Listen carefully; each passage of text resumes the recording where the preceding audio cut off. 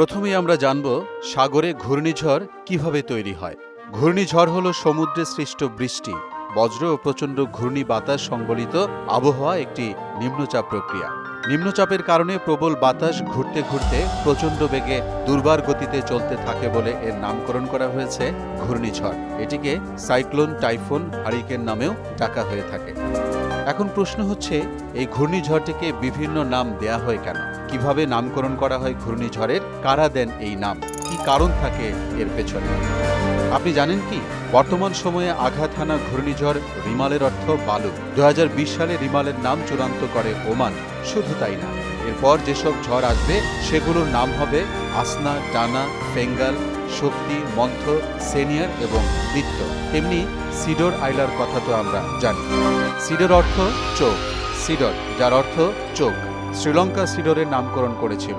2007 সালের 15 নভেম্বর প্রলয়ঙ্কারী ঘূর্ণিঝড়টি উপকূল লণ্ডভণ্ড করে দেয়। এ কারণে সাফির সিম্পসন স্কেল অনুযায়ী একে ক্যাটাগরি 5 মাত্রার ঘূর্ণিঝড় আখ্যা দেওয়া হয়।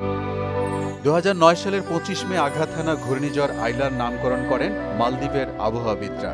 আইলা শব্দের অর্থ ডলফিন বা শুষ্ক জাতীয় জলচর প্রাণী। এবার জানব ঘূর্ণিঝড়গুলোর নামকরণের পেছনের গল্প। সাধারণত নিম্নচাপের সময় বাতাসের একটানা ঘূর্ণায়মান গতি যখন একটি নির্দিষ্ট মাত্রায় পৌঁছায় তখনই এর নামকরণ করতে হয়। ঘূর্ণিঝড়ে কতটুকু ঝুঁকি থাকতে পারে সে সম্পর্কে সচেতনতা, ক্ষতির পরিমাণ হ্রাসের জন্য আগাম প্রস্তুতি, আবার একই সময়ে একাধিক ঝড় আসার সম্ভাবনা থাকলে যেন সহজেই আলাদা করা যায়।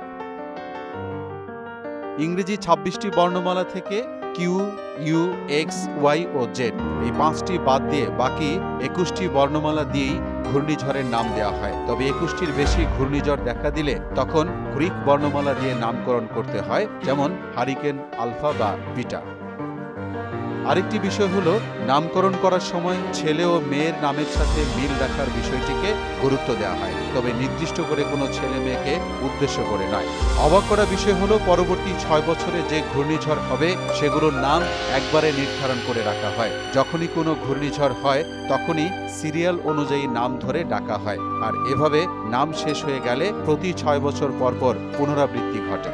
ঝড়ের নাম দেওয়ার জন্য যে 5টি প্রতিষ্ঠান বিশ্ব আবহাওয়া সংস্থা আঞ্চলিক কমিটির অধীনে কাজ করে এগুলো হলো ESCAP typhoon committee, WMO RA tropical cyclone committee, RA4 hurricane committee, RA5 tropical cyclone committee.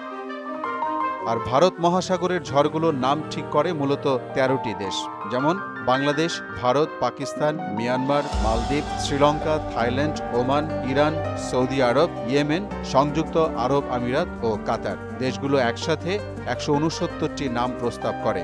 এভাবেই চূড়ান্ত হয় ঘূর্ণিঝড়গুলোর নাম। মোহাম্মদ ওয়ালিউল্লাহ, মোহনা ডিজিটাল।